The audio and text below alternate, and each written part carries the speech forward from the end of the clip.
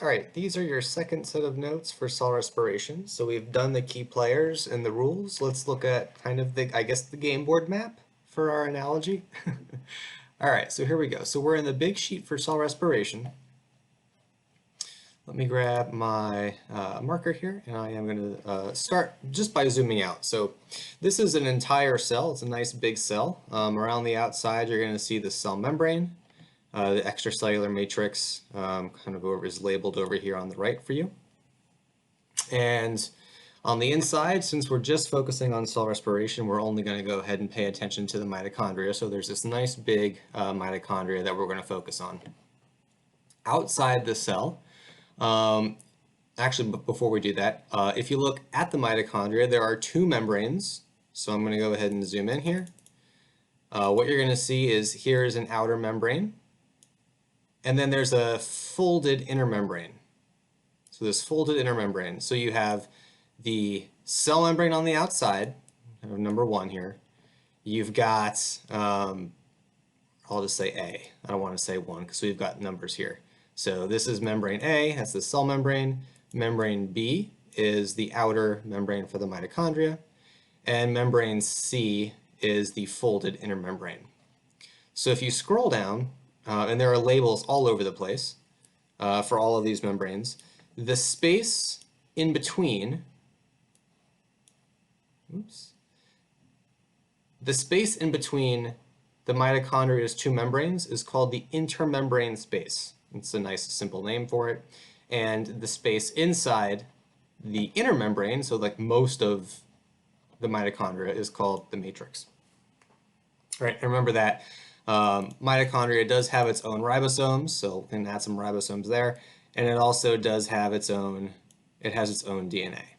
So there we go. Looking back out to the outside of the cell, because we are going to talk about cell respiration, we do need to keep track of oxygen and glucose. So here's a blood vessel, and since we know that glucose is going to enter the cell through a glut channel, I'm going to go ahead and zoom in up here. Remember, glucose is going to enter through glut. And that glut is in the membrane of the cell at all because insulin, remember here's the insulin receptor. Here's insulin. You can go ahead and label this. I'm not going to label it just for time's sake, but there's insulin. It's going to bind to its insulin receptor. Oh, let's go ahead and write it. Insulin. That's going to cause a vesicle filled with glut to fuse to the cell membrane, and that's going to allow glucose to diffuse facilitatively through this channel protein, through glut. Right, and also oxygen is in the bloodstream, and it's small enough to just diffuse right on through that membrane without the help of any protein channels. All right, so the other thing I want to point out is that if you look, I'm kind of skipping around here, I do apologize. If you look back at the mitochondria, you are going to notice that in the inner membrane, there are these proteins. There are protein pumps all over this inner membrane. Some of these protein pumps you're familiar with, right? So here is a protein pump we've talked about before, and again, these are all over the place. I'm going to label this one. This is ATP synthase. ATP synthase, and there are ATP synthases all over this inner folded membrane. You're also going to notice this set of three proton pumps. There are three. They come in sets of three, and if you look in your textbook, you'll see that there are other ones kind of in between them, but these are the main three. This is called the electron transport chain, the set of three. So up here in the corner, I've labeled these. This protein pump, or this proton pump number one, this protein, is called NADH dehydrogenase. And the name is going to kind of tell you what's going to happen. We're going to dehydrogenate something. This second protein here is called the cytochrome BC complex, and this third one is called cytochrome C. And we'll see this more in the next video when we talk about the electron transport chain. But as a set, these are all proton pumps. These are all proton pumps. All right, so let's start with glucose. So here's glucose coming in through glut. And remember, glucose is a 6-carbon molecule. It's a 6-carbon molecule, and we're going to keep track of the carbons. We're not really going to keep track of anything else, just the carbons, by drawing 6 circles here. 1, 2, 3, 4, 5, 6. Figure 9.9. I think this is on page 169 of your textbook. It goes into all the details. It has a step-by-step detail of all of this. I'm going to let you look at that for the details. I'm just going to go over the big picture overview here. And I'm not going to have you look in your textbook frequently. This is kind of the one case that I'll point you to it. But this is where all the nitty-gritty stuff is if you want it. So here's our glucose. We have 6 carbons. There it is. And the first thing that's going to happen is we have to go through what's called an investment phase. It's kind of silly. The whole point is to make ATP, but we actually have to invest some ATP to start off. So we're going to take 2 ATP. The enzymes in your cells are going to take 2 ATP. And we're going to attach them onto either end of this glucose molecule. And they're going to leave as 2 ADP. So they're each going to drop off a phosphate group. So one end of this glucose molecule gets a phosphate group added to it, and the other end of this glucose molecule gets a phosphate added onto it. And those phosphates are negative charges. That's really going to destabilize glucose. And the net result is that glucose snaps in half. Poor little glucose gets broken in half. It cannot really handle the energy that these phosphates are bringing. Right, so we get 2 molecules of what is now called G3P. So we've broken glucose in half into 2 G3Ps. And up here in the top, you'll see that G3P is glyceraldehyde 3-phosphate. Glyceraldehyde 3-phosphate. You'll see this molecule over and over and over again. But basically, it was glucose snapped in half with phosphates on each half. So we get 2 G3Ps. I'm going to just put a times 2 here, just so that we know that there are 2 of them per glucose. And that cost ATP. This is called the investment phase. You kind of have to invest money to make it. You have to have and save money to make money. It's kind of the same thing here. You have to have and spend energy to get energy. All right, and those phosphates destabilize the carbons in glucose, and that causes glucose to snap in half. Poor glucose. All right, just take my word for it. I'm going to draw you to the specifics to the textbook, but the overview is that ADP is now going to return and pick the phosphate back off. It's going to say, you know what, actually, I kind of really want that phosphate back. So ADP is going to come back in, pluck the phosphate off of G3P, and it's going to leave as ATP. And the numbers aren't going to add up totally. There are basically inorganic phosphates floating around, and I'm not going to run through the balancing of it all, but this actually happens twice. So 2 ADP come in, and they leave with 2 ATP. And I know this mathematically, you're not going to be like, that doesn't quite add up, and I know it might not in my summary of it, but the details, you can look at the details in the textbook, and it'll kind of show you how that happens. So this happens for each of the G3Ps. So same thing on the other side. Oops, I kind of want my phosphate back. So ADP comes in and says, oh, I'm going to go ahead and take it back. Sorry about that. And this happens twice. So 2 ADPs leaving as 2 ATPs. The other thing that's going to happen, and again, you're just going to have to take my word for it in this big kind of picture summary, is that because we are breaking bonds and kind of rearranging atoms here, we're going to liberate electrons which means some more electron carriers are going to come in and snatch those electrons up. So NAD is going to snatch an electron and leave as NADH. And this happens for each G3P molecule, so it happens to the other molecule too. NAD comes in, and it's going to leave as NADH. It's going to leave as NADH. All right. One thing I forgot to tell you, I'm going to have to backtrack just a little bit, is when I told you that ADP came back in and plucked this phosphate off and left as ATP. This is something, I'm going to go ahead and type this, called substrate level phosphorylation.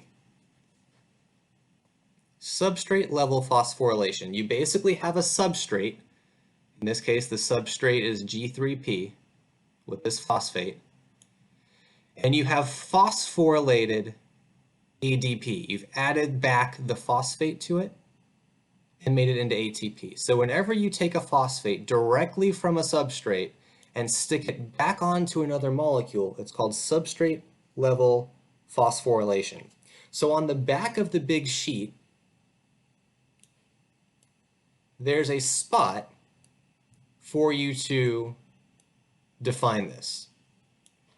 So let's go ahead, turn the big sheet over, and let's just define this term, because you're going to see this over and over again. We're going to say that this is ATP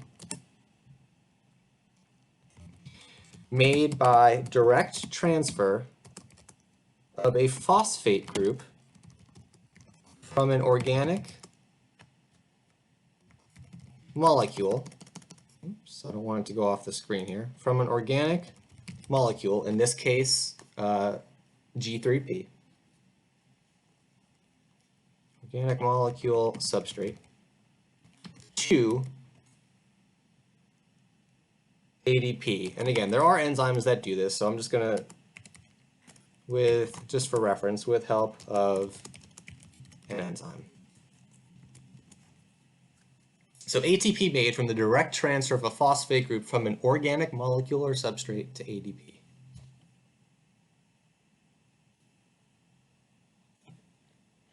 And that's exactly what happened up here. Right?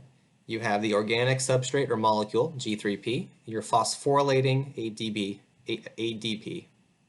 Right? So you're phosphorylating to ADP, and you make ATP out of it. All right. So if you look at what's happened here, you've actually now made two molecules of what are called pyruvate. And here is, I'm not going to worry about keeping track of where everything's going here, but the end result is what's called pyruvate. So here's pyruvate, and what you're going to notice, and I'll draw your attention to this later also, is that pyruvate is kind of stripped of a lot of its hydrogens, which have kind of helped make these electron carriers that we've kept track of. There's a COO on it. I want to draw your attention to that because we'll return to that multiple times. But this is a 3-carbon molecule that is made from glucose, and there are 2 of them, right? We've kind of tracked the progression of those carbons as we've gone through G3P and through to pyruvate. All right. This section from G3P to pyruvate is called the payoff phase, because look at what we've made. We've made 4 ATP. We paid 2 in the investment phase to make 4. So let's do some accounting. Let's go back up here. I'm over here. And let's keep track of what we made, because this entire thing is glycolysis. So you have just gone through all the steps of glycolysis. So let's do some accounting. How many ATPs did we make? Net. After everything was done. Well, we made 2. We made another 2. And we paid 2. So we paid 2, made 4. Oops. So we made 2 ATP. We've also, let's see, we've made, here we go. We've made 1 ADH here from one G3P, and we've made another NADH from the other G3P.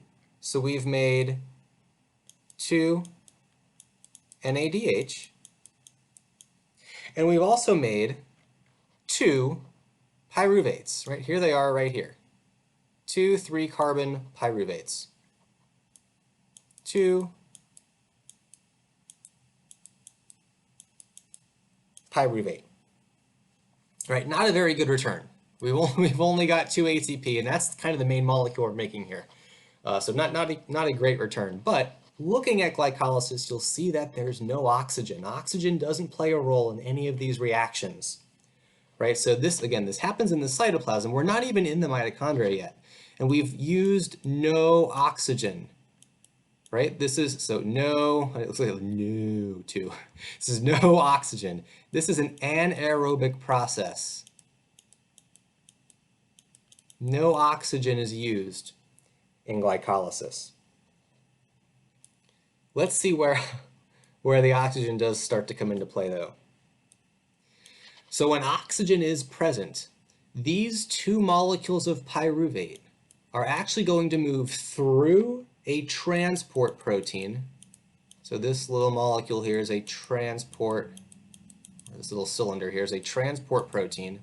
And in the presence of oxygen, these 2 pyruvates, actually really any pyruvate, is going to move through into the mitochondria. So now we're into the mitochondria. So here comes our pyruvate. I'm just going to keep track of 1 pyruvate. So there's a 3-carbon pyruvate coming into the mitochondria.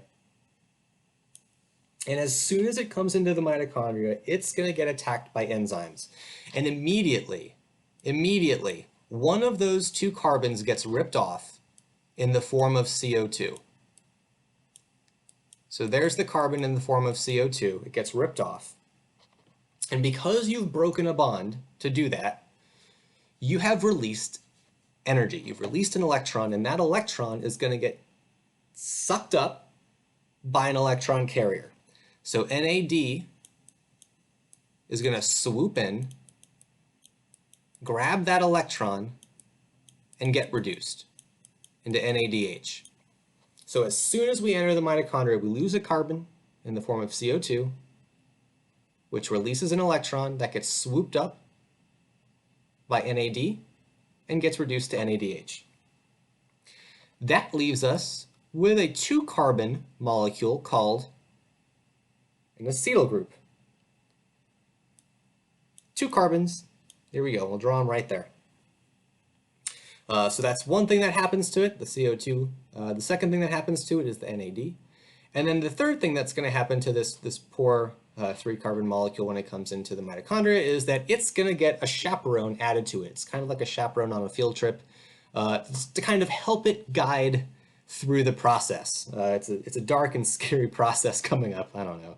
And it needs a helper. So CoA is called the helper. It's like a chaperone. We'll say it's a helper. It's going to guide this 2-carbon molecule through. Again, 2 C's, there's our 2-carbon molecule. And this CoA is called coenzyme A. So I'll draw that over here. So coenzyme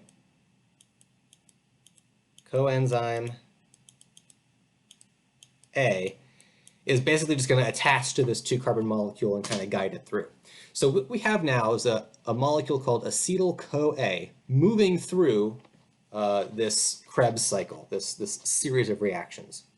And what you're going to see first is that this 2-carbon molecule is actually going to join up from an existing 4-carbon molecule called oxaloacetate. You don't have to know its name, but we'll figure out where this 4-carbon molecule comes from. But it does join up, and it becomes a 6-carbon, 2 plus 6, becomes a, 2 plus 4 becomes 6, and you get a 6-carbon molecule called citrate. And another name for that is citric acid. And actually, another name for the Krebs cycle is the citric acid cycle. And it comes from the name of this particular 6-carbon molecule. Right. So citric acid, or citrate, is going to get broken. There shouldn't be this second 6C. Go ahead and just block that off. That shouldn't be there. Is going to get broken, and we're going to start ripping off carbon by carbon. And again, enzymes are going to do this. So we're going to go from 6 carbons to 5 carbons by ripping off a carbon in the form of CO2. So the first thing that happens is you lose a carbon, again, in the form of CO2. And again, whenever you break a bond, you're going to release electrons, you're going to release energy. And again, our electron carrier is going to swoop in, pick up that electron, and leave with it. So here comes NAD+. It's going to get reduced into NADH. All right, now you've got a 5-carbon molecule. This is going to happen again. So you're going to break off another carbon. It's going to leave in the form of CO2. And because you've broken a bond, you're going to release electrons, which means an electron carrier is going to swoop in and pick that electron up. So NAD is going to come in, and it's going to leave reduced as NADH. This 4-carbon molecule is still pretty high energy, and it's actually it's made its way through the difficult part of this process. So at this point, coenzyme A gets removed. CoA gets removed, where it can find another acetyl to attach to. So that's how we recycle CoA. At this point, the next kind of transfer of electrons, or the transfer of, or rearranging of bonds, is going to involve substrate level phosphorylation again. So at this point, ADP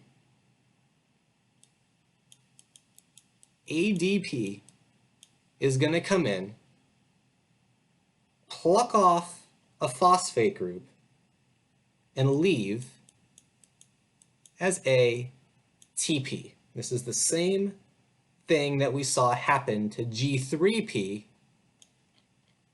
Right? It's the same thing that happened with G3P out here in the cytoplasm. Right? So you have another substrate level phosphorylation event. Right? So another substrate level phosphorylation event.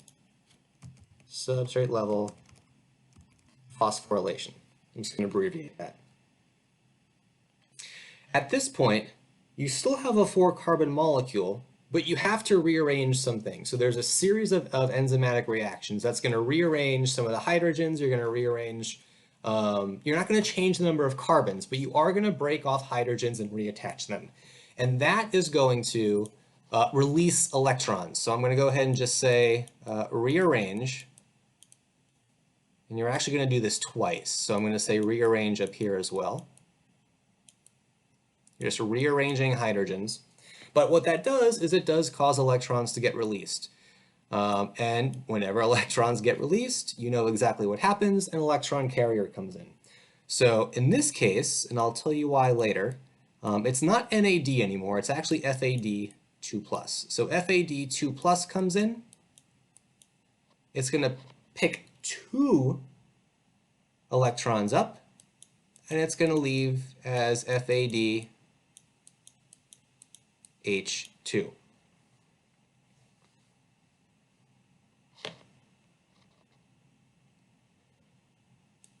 In this second rearrangement, the electron carrier goes back to NAD. So you actually have NAD come in and leaves as NADH. And again, I'll tell you why FAD comes in here for a brief moment later. And then you end up with your 4-carbon molecule that then joins up. This is the oxaloacetate molecule that then joins up with your incoming acetyl and becomes citric acid. And that's kind of the whole the cycle. And just to visualize this in the mitochondria, these things don't happen in like a literal circle. These are diffusing all around the matrix of the mitochondria, and as they interact with each other, they proceed through this chain of reactions. We just draw this as a circle because it's just easier to visualize it. But in reality, it's not like a nice circle inside the mitochondria. But if you notice, there's absolutely no oxygen here. There's no oxygen present as part of this Krebs cycle or the citric acid cycle. So no oxygen.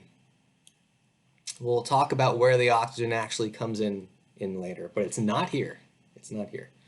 And that's it. That's the whole kind of crank of the cycle, the whole turn of the cycle. And remember, this happens twice because there are two pyruvates coming in. Every time you have a pyruvate come in, you go through this cycle once. So really, even though we've only done this one time, we're going to do it again because you get two pyruvates per glucose.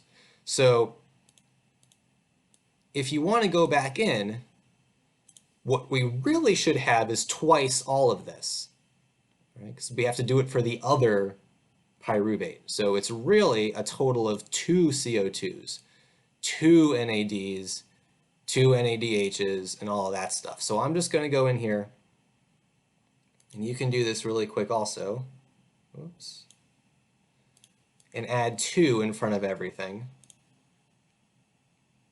Let's see, we can put 2 here, 2 here. There's really 2 there. 2, 2, 2, 2, 2, 2, 2, 2, 2, 2, 2. Like, Mr. Trouton, stop. I can't focus. You're saying 2 too much. All right, I think that's all the 2s. If I missed one, you'll have to put it in. Which means we can do accounting. We can go ahead and figure out what we've made, just like what we did with glycolysis. So over here on the side, in this little space over here, let's go ahead and do some accounting. So in the Krebs cycle, what did we make? Net. What was our net production here? Kind of don't want my little ribosomes and DNA there anymore, but it's okay. All right, well, let's count all of the carbons. Let's count all the carbons. So where did our carbons go? Well, up here, here's 2 carbons. So that's 1, 2 carbons. Let's see, here's another 2 carbons. So that's 3, 4. And where was our third? Here's our third. So here's our other 2 carbons. So we've got 2, 4, 6 carbons that get broken off. So all 6 carbons from glucose are released as CO2, which means we make 6 CO2 molecules. So if you go back to glucose, remember how glucose is C6? That accounts for all of the carbons in glucose. They all leave the cell and diffuse out of the mitochondria, out of the cell into the bloodstream, and then out as you breathe as CO2 molecules. So we've accounted for all the carbons. Let's count ATP. How many ATP did we make? Here we go. So where's our ATP? Well, looks like our ATP is right here. We've made 2 ATP, a measly 2 ATP. And I'm going to go ahead and I'm going to put that up here just because I'm running out of space. We've made 2 ATP. What a horrible return for a molecule that we're supposed to be making a lot of. All right, what else have we made? Let's look at our electron carriers. Let's find our electron carriers. Let's see, we've got 2 NADH up here. We've got 2 over here. We've got 2 over here. And we've got 2 over here. So we have 2, 4, 6, 8 ADP, or sorry, 8 NADH. And we also have this kind of random 2FADH2. So our electron carriers were 8 NADH and 2 FADH2s. So even though we made a lousy 2 ATP, which is a horrible return, we did make 10 electron carriers. We made 10 electron carriers. And if you combine them with the 2 electron carriers we made in glycolysis, there's our 2 electron carriers from glycolysis, you get 12 electron carriers. And that corresponds to the 12 hydrogens that we had in glucose. Every time you broke a bond and you released an electron, you reduced an electron carrier. We did that 12 times, so we have 12 electron carriers. So everything from glucose so far is accounted for. The carbons and all of the hydrogens, because those were all the bonds that we broke. So we'll continue with this next time, and we'll see what the rest of cell respiration has in store.